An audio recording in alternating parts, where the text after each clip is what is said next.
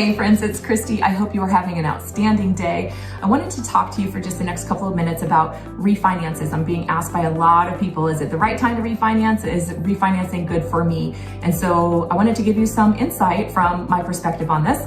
So if you are looking to better cash flow, maybe you're paying too much on your interest rate, maybe you have mortgage insurance and you think you're in a better equity standing where you might be able to drop that, let's talk about that. So a lot of people are in a 4-point-something interest rate on a 30-year fixed. And if that's you, you absolutely want to look into refinancing if you're planning on staying in your home for longer than the next couple of years. We're gonna be paying off your current mortgage plus rolling in closing costs. And if you're thinking that maybe your current home isn't the right home for you long-term, and you might be selling it and buying another home in the next year or two, please don't go into the costs of refinancing and adding that to your loan balance. It's only cutting into your equity. If you're thinking about buying or selling in the next 1 to 2 years, maybe a refinance isn't the right time for you right now, but we should definitely have a conversation about that. Next, are you looking to better cash flow, right? Reduce that interest rate, maybe drop mortgage insurance.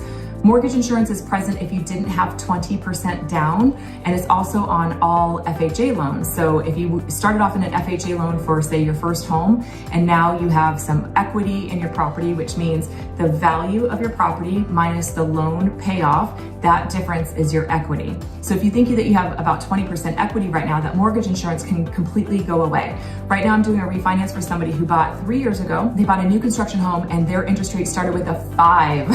I think a lot of that had to do because they rolled the closing costs in on that purchase. But either way, they have mortgage insurance and a 5-point-something interest rate. And so we are putting them into a much better cash flow position. Now, if you're going to better cash flow through a refinance, you have to do something powerful with that money, right? Savings, pump up your savings account, start that 529 college account for your kids, start maxing out your contributions for your retirement accounts. Do something with that money, because you guys, if you don't assign it to something, it's going to just disappear. That's just the nature of the beast. So assign it to something.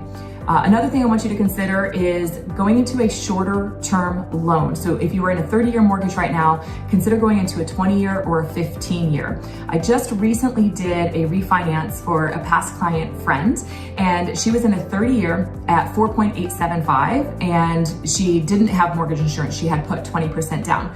However, we got her into a new 15-year mortgage. Her interest rate that she qualified for started with a 2, so that was nice and beautiful. And her payment went up $200 a month.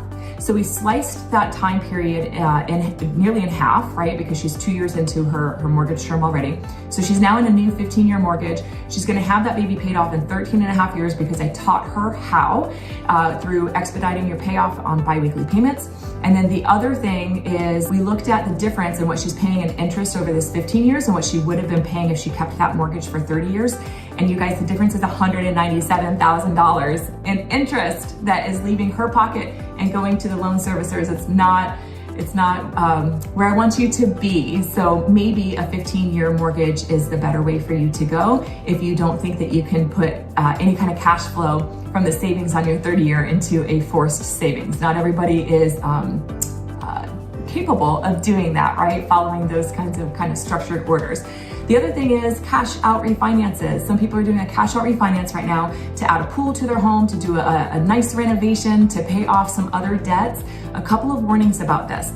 On a cash out refinance, if you're paying off your credit cards, please do not go back out and max out those credit cards. Bad habits tend to die hard. So please just don't keep getting yourself into greater debt by doing that. You might fall victim to saying, hey, well, I've got all this extra money because I'm not paying those high interest credit cards anymore. So just make good choices. Like my mom used to say to me when I was a kid, make good choices. Right now is a really super time to start considering, do you want a pool in your backyard? Do you want a renovation in your home? I know some people are learning a lot about their homes while they are quarantined or working from home. So if your home is your serenity, your wonderful place, and you want to stay there, but maybe you want to pimp out a home office or add a pool or do something else so that you just really truly enjoy it to its max, then maybe a cash out refinance is something that's right for you. So here's what I'd like to say. If you're not planning on selling it in the next year to 2 years, I think a refinance could really make sense if your interest rate starts with a 4 point something,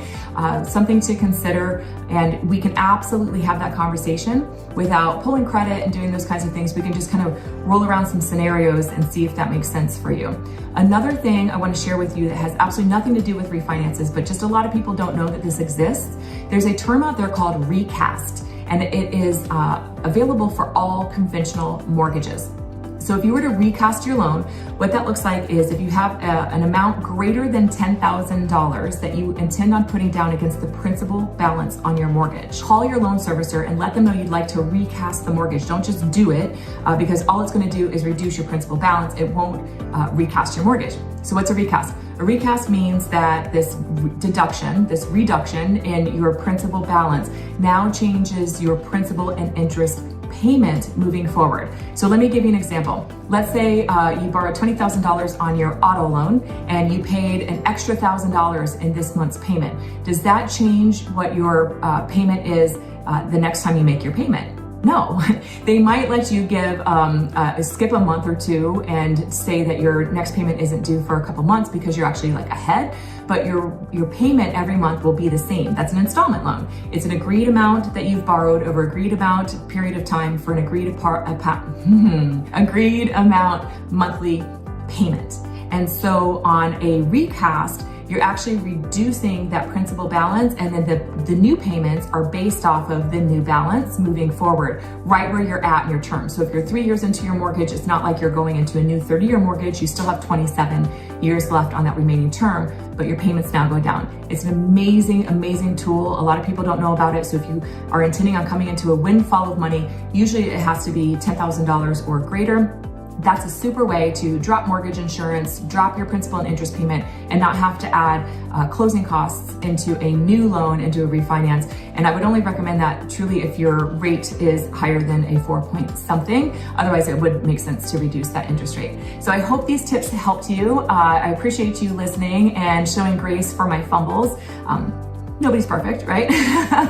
Anyway, if you have questions, feel free to direct message me. You can call me. I think you know how to reach me by now. So I'd love to be a help for you and pass these tips along to somebody who might be kicking around the thought. All right, until next time, my friends, stay well.